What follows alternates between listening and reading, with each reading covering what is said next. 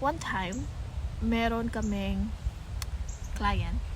Hindi ko po i-mention yung mga names nila, but this really happened. I tell you, this really happened to each and every one of them. Iisa-isahin ko po. Etong specific client namin ay merong everything na alam kong inaas ng immigration officer paglabas. So, bigay niya lahat. Bigay niya po lahat ng necessary documents. But yung sinabi ng immigration officer, ayaw pa rin siyang palabasin because they cannot see in the system of AirAsia. Kasi yung nabook namin travel pabalik from Hong Kong to Manila sa kanya is AirAsia. Hindi nila makita sa system ng AirAsia na confirmed yung booking niya.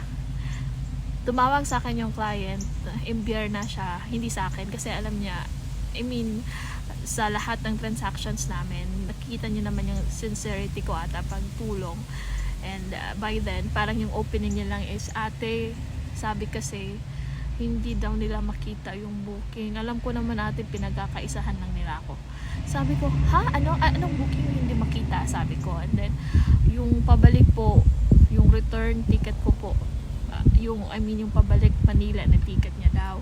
Sabi ko, anong hindi? Sige, search ko ngayon. Tsaka bigyan ko sa'yo yung, andyan naman yung diba, PNR. Tsaka ako po, sa isip ko naman, yun pa ba talaga yung gagawan ko ng ng mali. Sabi ko, itatayo ko pa ba yung reputasyon ko for that matter alone? Sabi niya, kaya nga ate, pwede daw pakisend ulit yung receipt tsaka yung ticket. Sinend ko balik sa kanya. Tapos ako rin nag-manage booking ako. Timing talaga nung manage booking ako. Down yung system. Pero after a few minutes, nakita ko na yung confirmed ticket sa AirAsia na mismo na app. Kasi mag-iba yun eh. Mag-iba yung ticket sa travel agency, mag-iba din yung ticket sa AirAsia lang mismo na app. So, nung chinek ko, okay, oh, thank you. Asayo pa rin talaga. Doon ako medyo na-imbiyer na. Sabi ko, napaka-unfair nila. Just because wala na silang mahanap na butas in your trip to Hong Kong. Kinanon ka pa rin nila na alam mismo nila na yung ticket naman is talagang confirmed. May return ticket siya. At saka, guys, legit siya na tourist ha. Only talaga. First solo travel niya abroad. At lalaki naman siya. Kasi most ng cases nang na-offer mga babae, yung sa kanya wala siyang sabit. Only first time niya lang talaga. Na-comply niya lahat. Bank statement, bank cert. So, yun, sabi ko sa kanya, ayaw ka lang talaga ata palabasin. Hindi ko alam kung anong iniisip ng immigration officer, pero yun yung naiisip ko at that moment, and I was so furious. Yeah. Talagang inis na inis ako kasi yung bata na yun, talaga gusto lang makapunta ng Hong Kong tsaka Macau at pinag-ipunan niya yun. He saved for it. And that was his reward for himself. Kasi natapos lang yung papers niya sa school, yung thesis niya. And pinadala ko nga siya ng ng certificate of enrollment ng registration sa school na babalik talaga siya kasi third year siya, mag-fourth year college. So sobrang na-imbiyer na ako sa immigration department. I know their intention might be pure, pero minsan naiisip natin hindi tayo nila masisisi if naisip natin nagpa-power trip sila minsan, alam niyo yun. In the case of that customer of ours, talagang sobrang nainis ako kasi wala namang record na meron siyang mga violation. Lahat naman ng documents, necessary documents na kailangan niyang isubmit, na bigay niya lahat. Wala siyang na-miss, sorry. Kaya naisip ko yung time na nung ako din na-offload, alam ko yung feeling eh. Lalo na kapag yung intention mo talaga is maganda naman yung intention mo pag labas ng Pinas, magta-travel ka. So, sabi ko, hindi pa rin natin magagaranti even if you comply all the documents. Pero, as much as possible, if wala na talaga silang masabi about you,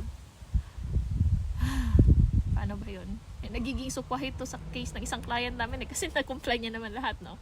Tsaka yung sinisi pa yung pabalik na ticket, and lumabas na lang talaga siya kasi nag-message siya sa akin mga 10 minutes magbo-boarding na sa gate niya. Di sabi ko, sana sana na okay na yung sa kanya, yung client namin. Sabi ko, okay na sana. Okay na ata yun, Lord, kasi hindi na nag-contact sa akin yung customer namin. So, nung nag-message siya na, ate, pwede ako tumawag, medyo hindi ko alam yung feeling ko. Kinabahan talaga ako sobra. Parang ako yung nandun kasi alam ko yung ini-interrogate ka ng immigration officer. At the same time, inisip ko naman, baka doon na siya sa boarding gate. Baka may tatanong lang, baka magsasabi lang na, ate, okay na, trip to Hong Kong na, finally, my first dream trip ay matutupad na. Wala. After that, nagantay pa rin ako. Mga few minutes after tumawag siya, yun na nga, yung sad news. Anyway, I don't want to dwell on that kasi nakakainis talaga. Wala naman talaga silang butas sana na makikita. Yung ticket pa talaga na talagang confirmed naman yung ticket, yung pabalik niyang ticket. Kaya, yeah.